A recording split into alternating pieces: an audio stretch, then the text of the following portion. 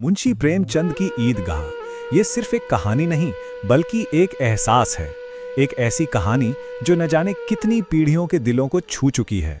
तो चलिए आज मिलकर इस अमर कहानी की दुनिया में चलते हैं और देखते हैं कि ये हमें क्या सिखाती है।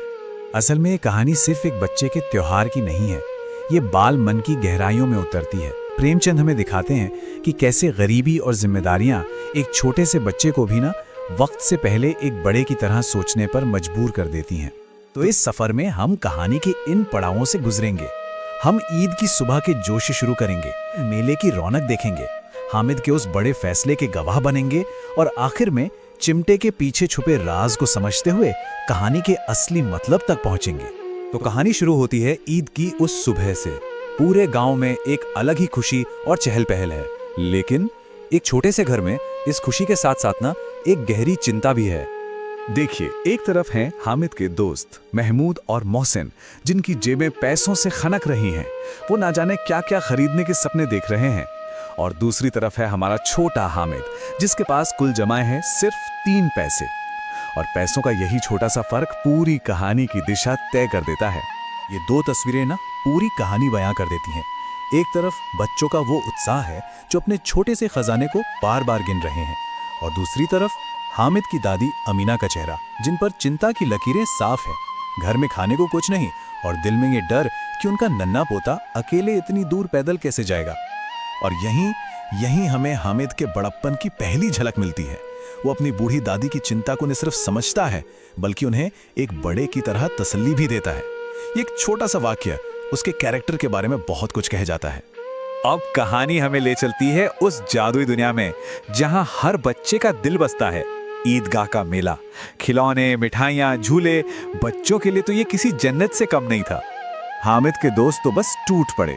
महमूद ने बड़ी शान से एक सिपाही खरीदा, मोहसिन को भिश्ती यानी पानी भरने वाला पसंद आया, और नूरे ने तो एक वकील ही खरीद लिया।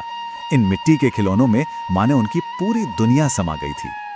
लेकिन हामिद, जिसके पास सिर्फ 3 पैसे थे, वो एक अलग ही कश्मकश में था। मन तो उसका भी ललचा रहा था, पर उसका दिमाग उसे बार बार याद दिला रहा था कि ये मिट्टी के खिलौने हैं, अभी गिरे और टूट गए, पैसे बेकार हो जाएंगे। और फिर आती है मिठाइयों की दुकान, जहां हामिद का दिल थोड़ा सा टूटता है। उसके दोस्त मजे से मिठाइयां खाते हैं और मोहसिन वो तो हद ही कर देता है। उसे रेवड़ी दिखाकर ललचाता है और फिर खुद खा जाता है। इस एक पल में बच्चों की वो मासूम सी बेदर्दी और हामिद का अकेलापन दोनों साफ नजर आते हैं। और अब हम आते हैं कहानी के उस मोड़ पर, उस पल पर जहां हामिद को अपने उन 3 कीमती पैसों से एक ऐसा फैसला लेना है जो इस कहानी को हमेशा के लिए यादगार बना देगा। सवाल ये है कि वो क्या चुनेगा। क्या वो भी दोस्तों की तरह किसी खिलौने या मिठाई पर पैसे खर्च कर देगा, या वो कुछ और सोचेगा। उसका रास्ता उसे खिलौनों की दुकानों से दूर लोहे की दुकानों की तरफ ले जाता है। और यहीं कहानी का सबसे खूबसूरत लम्हा आता है। हामिद को अचानक अपनी दादी याद आती है। उसे याद आता है कि कैसे गर्म तवे से रोटियां उतारते वक्त उनकी उंगलियां जल जाती हैं। और उस छोटे से बच्चे का दिल प्यार और त्याग का एक ऐसा फैसला लेता है जो किसी भी बड़े को सोचने पर मजबूर कर दे। लेकिन कहानी अभी खत्म नहीं हुई है। घर वापसी का सफर आसान नहीं था। जब वो अपने दोस्तों से दोबारा मिलता है तो उसकी इस अजीब सी खरीद का खूब मजाक उड़ता है। पर हामिद भी कोई कम नहीं था। जब दोस्तों ने मजाक उड़ाया तो उसने क्या शानदार जवाब दिया। वो कहता है, मेरा चिमटा तो बहादुर शेर है, एक बंदूक है जो तुम्हारे मिट्टी के खिलौनों को एक झटके में तोड़ सकता है।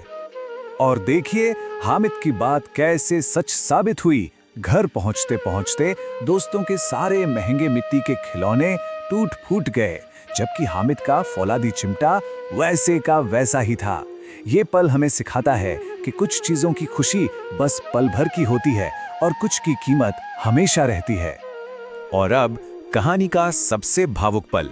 हामिद अपने चिमटे के साथ घर पहुंच चुका है और सामने है उसकी दादी अमीना। पहले तो अमीना को बहुत गुस्सा आता है कि इस नासमझ बच्चे ने मेले में कुछ खाया पिया नहीं और ये बेकार सा लोहे का चिमटा उठा लाया। लेकिन जैसे ही हामिद वजह बताता है, तुम्हारी उंगलियां तवे से जल जाती थी, बस अमीना का सारा गुस्सा पिघल जाता है और प्यार के समंदर में बदल जाता है। अमीना का दिल भर आया। वो हैरान थीं कि इस छोटे से बच्चे के अंदर इतना बड़ा दिल, इतना त्याग, इतना विवेक कहाँ से आया। उनका गुस्सा आंसुओं में बह गया और वो दामन फैलाकर हामिद को सिर्फ दुआएं देती रहीं, बेशुमार दुआएं। तो इस अमर कहानी का सार क्या है? ये हमें असल में क्या सिखाती है? देखिए, ईदगाह हमें निस्वार्थ प्रेम और त्याग की ताकत दिखाती है। ये बताती है कि कैसे हालात बच्चों को बड़ों से भी ज्यादा समझदार बना देते हैं। और सबसे बड़ी बात, ये हमें सिखाती है कि असली खुशी पल भर के मजे में नहीं, बल्कि उन चीजों को चुनने में है जिनकी कीमत हमेशा बनी रहती है। और आखिर में ये कहानी हमें एक बहुत ही गहरे सवाल के साथ छोड़ जाती है। सच्ची समझदारी आखिर है क्या? अपनी ख्वाहिशों को पूरा करना या किसी और की जरूरत को अपनी ख्वाहिश से भी ऊपर रखना? जरा सोचिएगा।